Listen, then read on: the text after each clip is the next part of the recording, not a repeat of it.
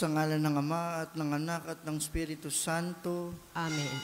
Ang anghel ng Panginoon ay nagbalita kay Santa Maria. At siya'y naglilalang ng Espiritu Santo. Aba, Ginoong Maria, napupuno ka ng grasya. Ang Panginoong Diyos ay sumasa iyo. Bukod kang pinagpala sa babaeng lahat, at pinagpala naman ang iyong anak na si Jesus. Santa Maria, Ina ng Diyos, ipanalangin mo kaming makasalanan, ngayon at kung kami mamamatay. Amen. Narito ang alipin ng Panginoon. Maganap nawa sa akin ayon sa wika mo. Aba, Ginoong Maria, napupuno ka ng grasya. Ang Panginoong Diyos ay sumasa iyo. Bukod kang pinagpala sa babaeng lahat, at pinagpala naman ang iyong anak na si Jesus. Santa Maria, Ina ng Diyos, ipanalangin mo kaming makasalanan, ngayon at kung kami mamamatay. Amen. At ang salita ay nagkatawang tao. At nakipamuhay sa atin. Aba, Ginoong Maria, napupuno ka ng grasya. Ang Panginoong Diyos ay sumasa iyo. Bukod kang pinagpala sa babaeng lahat, at pinagpala naman ang iyong anak na si Jesus. Santa Maria, Ina ng Diyos, ipanalangin mo kaming makasalanan, ngayon at kung kami mamamatay. Amen. Ipanalangin mo kami, O Santa na Ina ng Diyos, na kami maging dapat makinabang sa mga pangako ni Kristo. Manalangin tayo.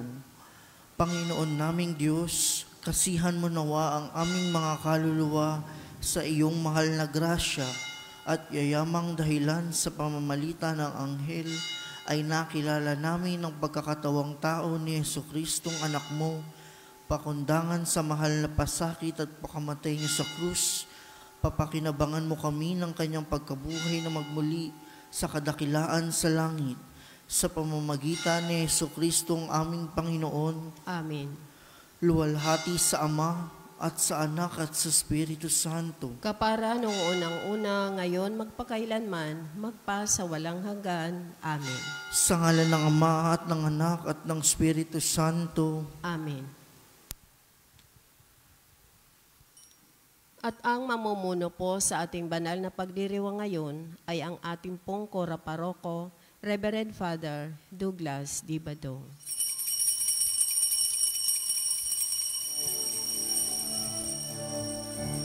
Purihin ng Panginoon, umawit ng kagalakan, at tugtugin ang gitara, at ang kayayang lira. Ipan ninyo ang trumpeta, kaya Panginooy dinggin. Ang landas niya'y tahakin, habang buhay ay purihin. Kagandahang loob niya sa atin.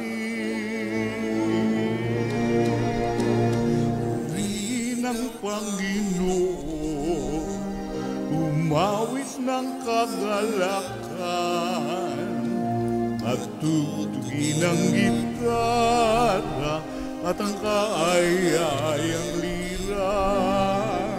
Ipan ninyo ang trumpeta, ipan ng trumpeta.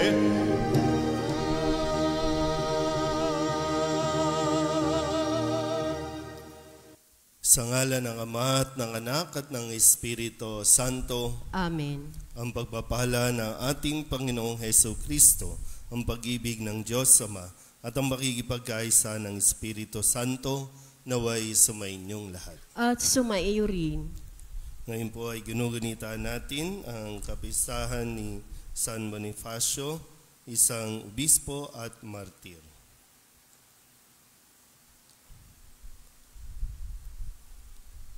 Mga kapatid, tinipon tayo bilang mga kaanib na angkan ng Diyos, kaya dumulog tayo sa Panginoon, nagpapatawad ng lubos.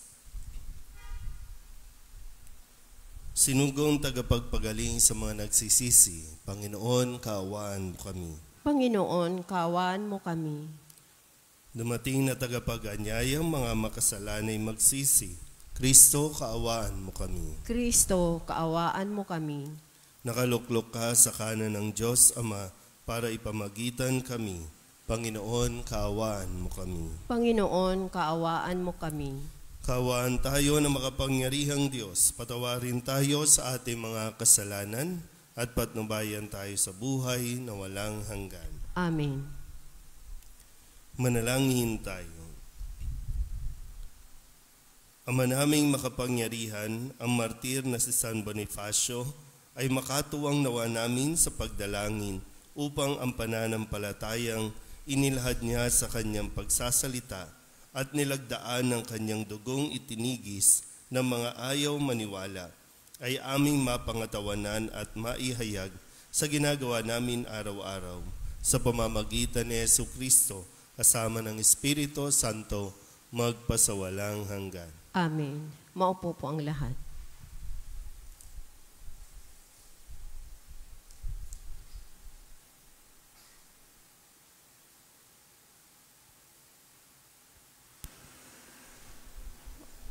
Ang simula ng ikalawang sulat ni Apostol San Pablo kay Timoteo. Mula kay Pablo na niloob ng Diyos na maging apostol ni Kristo Jesus upang mangaral tungkol sa buhay na ipinangakong kakamtan natin kay Kristo Jesus. Kay Timoteo na minamahal kong anak, sumaiyo nawa ang pagpapala, ang habag at ang kapayapaan mula sa Diyos Ama at kay Kristo Jesus na ating Panginoon. Nagpapasalamat ako sa Diyos na pinaglilingkuran ko ng tapat tulad ng ginawa ng aking mga ninuno tuwing aalalahanin kita sa aking mga panalangin araw-gabi. Dahil dito, ipinaalala ko sa iyo na maging masigasig ka sa pagtupad sa tungkuling tinanggap mo sa Diyos nang ipatong ko ang aking mga kamay sa ulo mo. Sapagkat hindi espiritu ng kaduwagan ang ibinigay sa atin ng Diyos, kundi espiritu ng kapangyarihan, pag-ibig at pagpigil sa sarili. Kaya't huwag mong ikahihiya ang pagpapatotoo tungkol sa Panginoon o ang aking pagkabilanggo dahil sa Kanya. Sa halip, makihati ka sa kahirapan dahil sa mabuting balita, sa tulong ng Diyos na nagligtas sa tumawag sa atin upang tayo'y maging Kanyang bayan.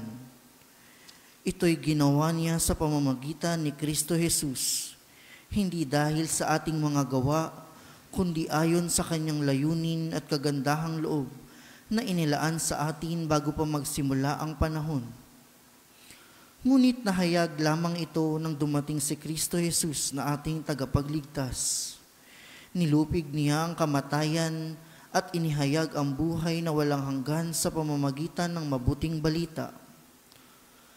Ako'y ginawang apostol at guro upang ipahayag ang mabuting balitang ito, at iyan ang dahilan kaya ako nagdusa ng ganito.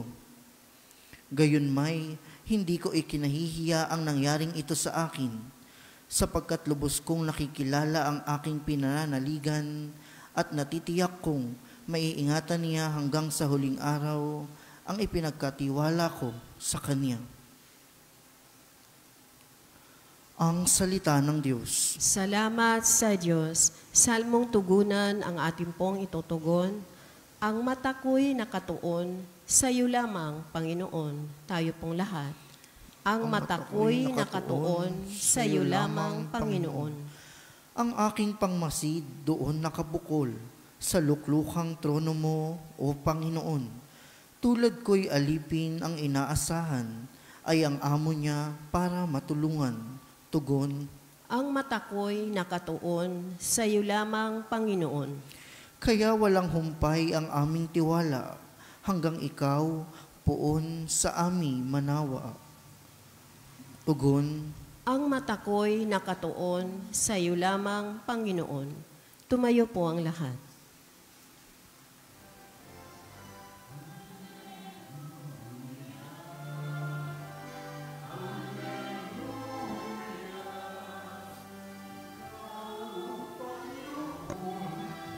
Daan ang buhay at ang katotohanan.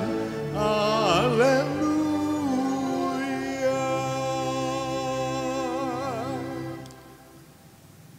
Sumainyo ang Panginoon. At sumaiyo rin.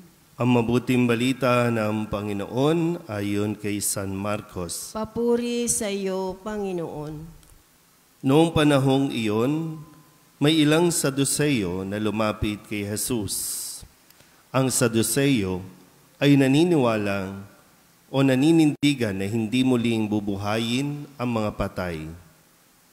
Guro, anila, naglagda po si Moises ng ganitong batas para sa amin. Kung mamatay ang isang lalaki at maiwang walang anak ang kanyang asawa, ang kapatid na lalaki dapat pakasal sa balo upang magkaanak sila para sa namatay. May 7 magkakapatid na lalaki. Nag-asawa ang panganay at namatay na walang anak. Napakasal sa balo ang pangalawa at namatay na wala ring anak. Gayun din ang nangyari sa pangatlo at sa mga sumusunod pa. Isa-isang napangasawa ng babae ang 7 magkakapatid at sila'y namatay na walang anak. Sa kahuli-hulihay, namatay rin ang babae. Ngayon, sino po sa 7 ang kikilalanin niyang asawa sa muling pagkabuhay, yamang napangasawa niya silang lahat? Sumagot si Jesus, maling-mali kayo. Alam ninyo kung bakit? Hindi ninyo nababatid ang mga kasulatan ni ang kapangyarihan ng Diyos. Sapagkat sa muling pagkabuhay, ang mga tao'y hindi na mag-aasawa. Sila'y magiging tulad ng mga anghel sa langit. Tungkol naman sa muling pagkabuhay, hindi pa ba ninyo nababasa sa aklat ni Moises ang tungkol sa nagliliyab na mababang punong kahoy? Ganito ang nasusulat na sinabi ng Diyos kay Moises, Ako ang Diyos ni Abraham, ang Diyos ni Isaac, at ang Diyos ni Jacob. Ngunit ang Diyos ay hindi Diyos ng mga patay, kundi ng mga buhay. Maling-mali kayo. Ang mabuting balita ng Panginoon. Pinupuri ka namin, Panginoong Heso Kristo. Maupo po ang lahat. Isang magandang umaga po sa inyong lahat. Ngayon po ay Miyerkules ng 9 na linggo ng karaniwang panahon at atin pong ginugunita ang kapistahan ni San Bonifacio, isang obispo at naging martir dahil sa paninindigan sa atin pong pananampalataya. Bilang mga Katoliko, tayo po ay itinuturing na mga tagasunod, alagad ni Kristo. At bilang alagad, nagpapatuloy po ang ating pagtuklas ng ating pananampalataya. Sa umpisa, natanggap natin ang pananampalataya, karamihan sa atin ay noong sanggol pa. Kaya nga sa yung pagtitiwala ng simbahan na ang mga magulang, ninong at ninang ang magtuturo sa bata habang siya ay lumalaki kung ano ang pananampalataya na ipinagkaloob sa kanila. Naintindihan ba? Yan. Kasi kadalasan o karamihan sa atin, Katoliko lang tayo sa pangalan. Pero hindi natin lubusang inuunawa o tinutuklas kung ano at paano ang maging Katoliko. Mahirap yung pangalan lang dahil bininyagan ka lang. So, doon nagsisimula, pero hindi doon nagtatapos para masabing tayo ay Katoliko. So, pagiging Katoliko, marami tayong dapat na tinutuklas. Andyan yung ating pananampalataya.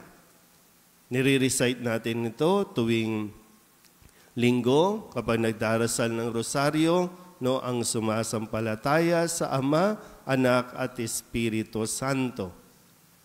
Bahagi na dyan, sumasampalataya tayo, no, sa muling pagkabuhay. Kaya nga ito yung tinuturo ni Jesus sa mga Saduseyo na naninindigan na hindi na muli bubuhayin ang mga patay. Ay si Kristo mismo namatay at muling nabuhay para ang mga namatay ay Kanya rin muling buhayin. So sabi ni Jesus sa mga Saduceo na naninindigan tungkol dito sa wala nang pagkabuhay uli. Sabi niya, maling-mali kayo. Although yung kanilang halimbawa ay medyo may pagka-imposible, pero nagbigay lang ng halimbawa para iparating ang kanila pong paninindigan na walang muling pagkabuhay. Kaya nga yung halimbawa tungkol sa mga pag-asawa o mag-asawa, naintindihan ba yung bahaging ito na sa pag-aasawa o ang pag-aasawa, dito lang yan. Pero inaasahan natin na kayong mag-asawa ay magtutulungan para mabuhay uli o pagtapos ng buhay dito ay mapunta sa langit. Sa tingin niyo ba kayong mag-asawa mapupunta sa langit? Isip din na mabuti. Kasi, di ba, yun yung isang dahilan ng mga mag-asawa. Iparanas mo ang langit, wag impyerno ang iparanas mo dito sa lupa. At tandaan natin, malinaw na sinabi ni Jesus na doon sa langit, tapos na ang pag-aasawa. Hindi na kayo mag-asawa. Pwede mong sabihin yung sinasabi sa mga pelikula, hihintayin kita sa langit. Pero hindi na mag-asawa. Kayo ay mga anghel na. Yun ang mismong sinabi ni Jesus. Para na kayong, hindi na kayo para, tulad na kayo ng mga anghel. So kahit ilang pang asawa o asawahin mo dito sa lupa, yun nga lang ang tanong, iniisip mo ba kung makakarating ka sa langit? Yun muna Laging iniisip natin, mag-aasawa ngayon, sa susunod na buwan, maghihiwalay, aasawa ulit. Kaya ganyan gusto natin, may divorce Kasi anytime, pwede. Pag ayaw ko na sa'yo, then maghiwalay tayo, mag-aasawa ko ulit. So, makailang beses man yan. Okay, sige. Pero yung tanong, makakarating ba sa langit? Sa pinaggagawa natin. Kung sakali lang hindi kayo okay, konting tiis lang. Matatapos din yan. At doon sa langit, ulitin ko po, bahagi ng ating pananampalataya, sinasabi ni Jesus, hindi na kayo mag-asawa. Dito lang yan sa lupa. Pero kung sakali lang po, nauna na ang asawa ninyo, sumakabilang buhay na ang asawa ninyo, kayong mga buhay pa, move on. Buhay pa kayo, may pagkakataon pa para bumawi, ipagdasal ang mga kaluluwa ng inyong mga asawa. At nawa, yung panahon na inilalagay dito ay maituwid, maitama ang mga pagkakamali. Para nang sa ganon ay magkita-kita tayo, hindi na bilang mag-ina, mag-ama, mag-asawa o magkapatid, kundi bilang mga anghel. Amen?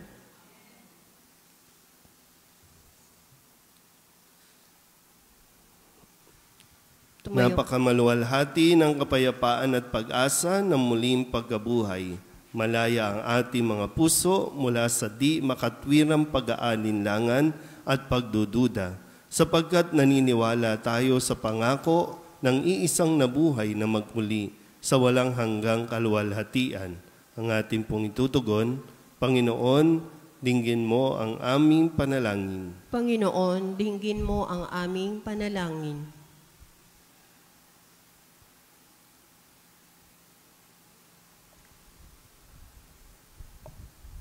Ang simbahan naway patuloy na magpahayag ng mabuting balita ng muling pagkabuhay at ng buhay na darating.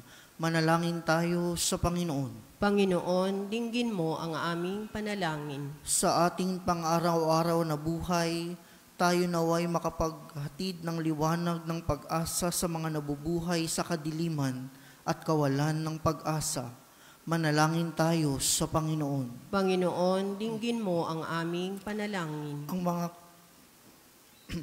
Ang mga Kristiyano, saan man naway hindi maging mga taong legalismo at mga panlabas na tumutupad sa batas, kundi maging mga taong mayroong pusong ginagawa ang mga nararapat nilang gawin bilang mga anak ng Diyos. Manalangin tayo sa Panginoon. Panginoon, dinggin mo ang aming panalangin. Ang mga may sakit, naway matagpuan ang mapagpagaling na presensya ni Kristo sa kanilang buhay. Manalangin tayo sa Panginoon. Panginoon, dinggin mo ang aming panalangin. Sa ating panalangin para sa yumao at para sa mga nagluluksa para sa kanilang paglisan, naway magdulot sa kanila ng pag-asa at kasiyahan sa kanilang paghihinagpis ang muling pagkabuhay ni Kristo. Manalangin tayo sa Panginoon. Panginoon, dinggin mo ang aming panalangin. Dilog din natin sa Panginoon ang ating mga personal na kahilingan, mga panalangin para sa ating mga pamilya. Kasama din ang mga kahilingan ng mga nanonood sa online. Lahat ng mga misang pasasalamat, espesyal na intensyon, agarang paggaling ng mga may sakit at ang mga kaluluwa na inihiling na ipagdasal sa misang ito.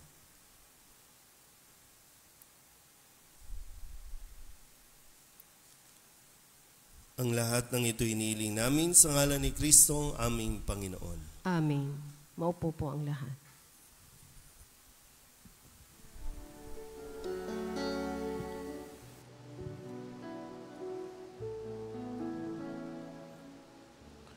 Alay namin aming buhay, bawat galat at lumbay, bawat pangarap naming taglay, sa palad mo ilalagay.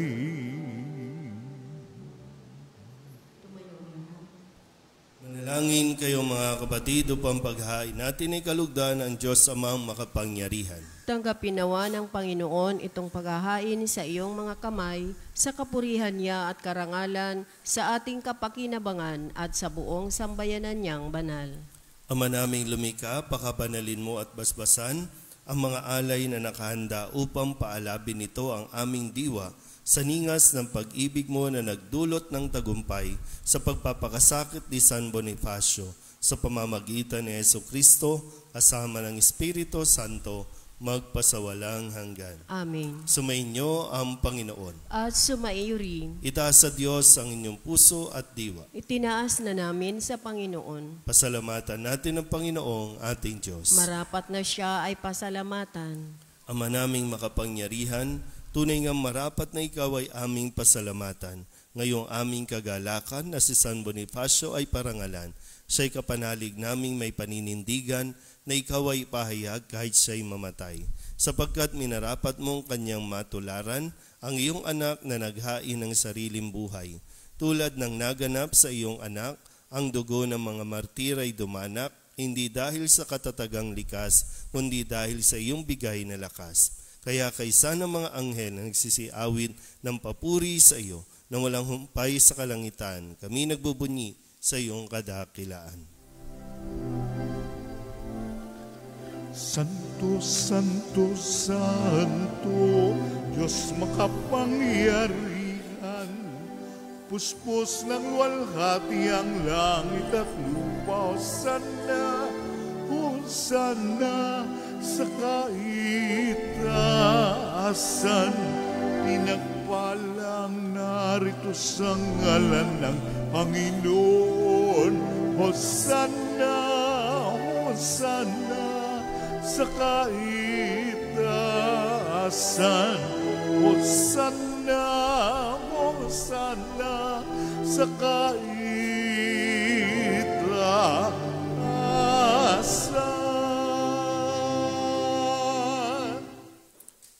Ama naming banal, ikaw ang bukal ng tanang kabanalan.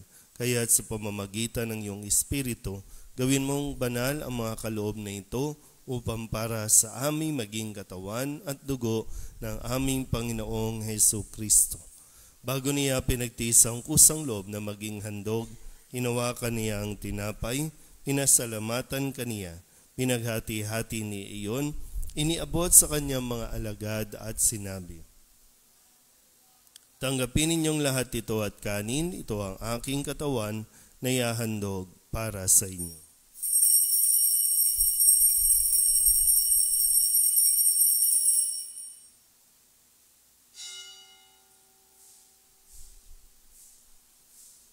Gayun din naman nang matapos ang hapunan, hinawakan niya ang kalis, muli kaniyang pinasalamatan. Iniabot niya ang kalis sa kanyang mga alagad at sinabi, "Tanggapin ninyong lahat ito at inumin. Ito ang kalis ng aking dugo, ng bago at walang hanggang tipan. Ang aking dugo na ibubuhos para sa inyo at para sa lahat, sa kapagpapatawad ng mga kasalanan. Gawin ninyo ito sa pag-alaala sa akin."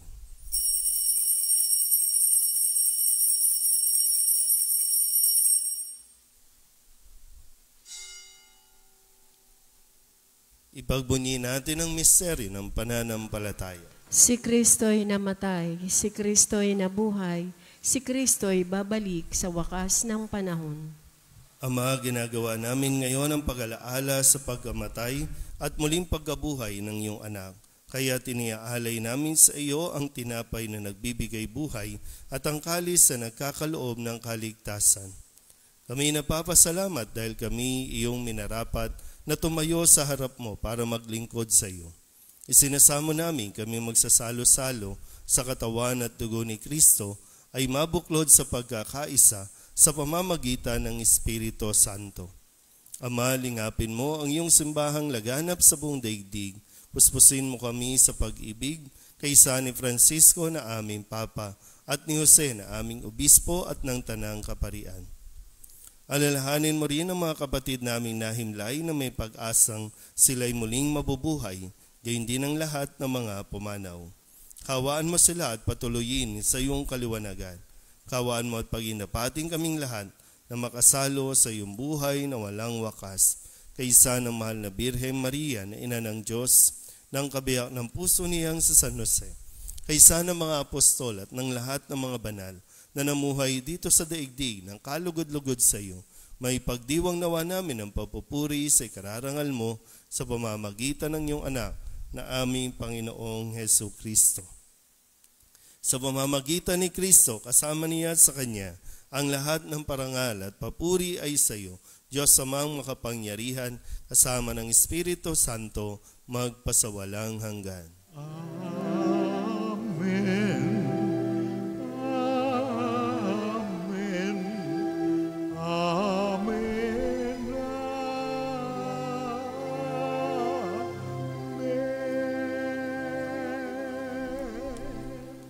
Sa tagubili ng mga nakagagaling na utos at turo ni Jesus sa Panginoon natin at Diyos, ipahayag natin ang lakas loob.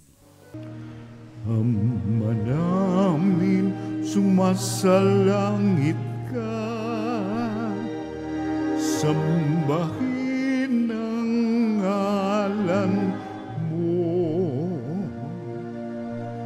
mapasa amin ang kaharian mo, sundin ang loob mo, dito sa lupa para lang sa langit.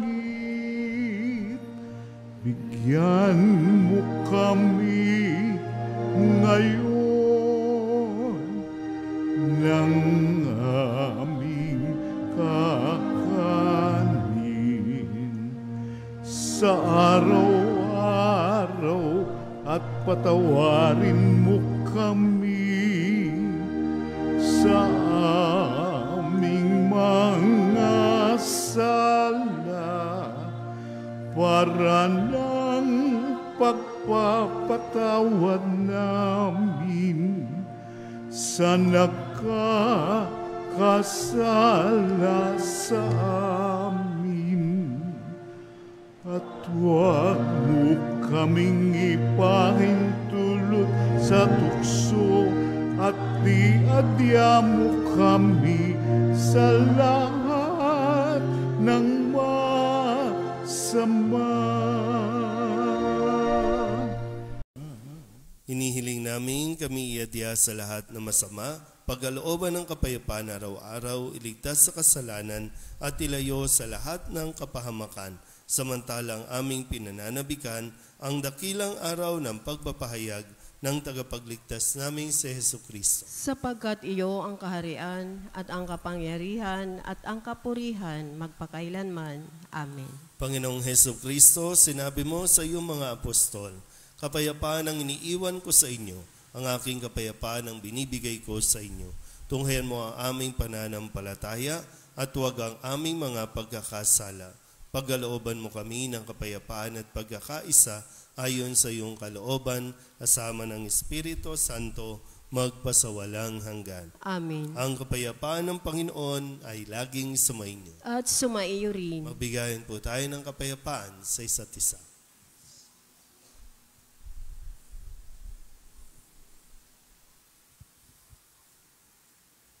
Kordero ng Diyos na nag-aalis ng mga kasalanan ng sanlibutan, maawa ka sa amin. Kordero ng Diyos na nag-aalis ng mga kasalanan ng sanlibutan, maawa ka sa amin. Kordero ng Diyos na nag-aalis ng mga kasalanan ng sanlibutan, ipagkaloob mo sa amin ang kapayapaan. Lumuhod po ang lahat.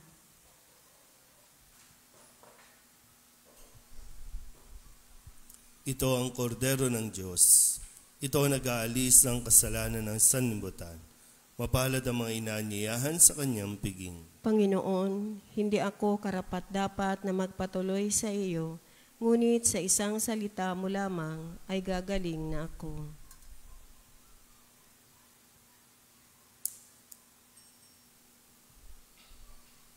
Katawan ni Kristo. Amen. Di ba, Jesus ko, ikaw ang buhay ng kaluluwa at katawan. Walang katulad na kaligayahan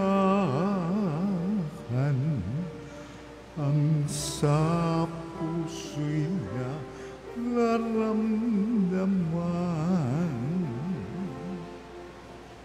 Wala akong takot pagkat ikaw ay nariyan.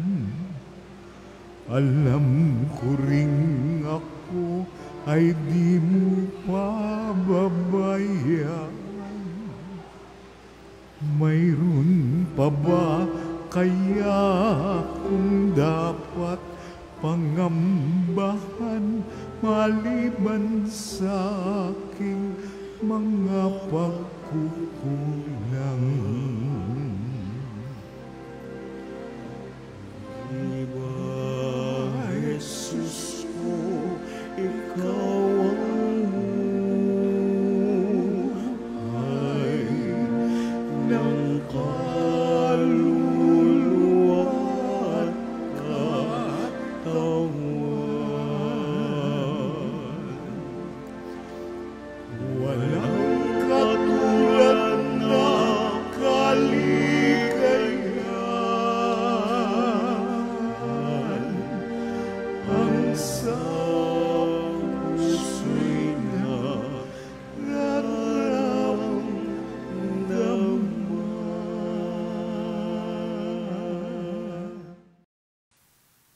Tumayo po ang lahat. Manalangin tayo.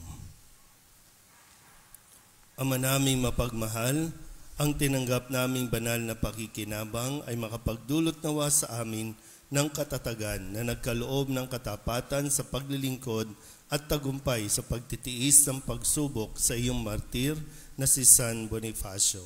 Sa pamamagitan ni Jesucristo, kasama ng Espiritu Santo, magpasawalang hanggan. Amen. Sumainyo ang Panginoon. At sumaiyo rin. At pagpalain kayo ng makapangyarihang Diyos, Ama at Anak, at Espiritu Santo. Amen. Tapos sa banal na misa, humayo tayo sa kapayapaan ni Kristo. Salamat sa Diyos. Magandang umaga po. Magandang umaga din.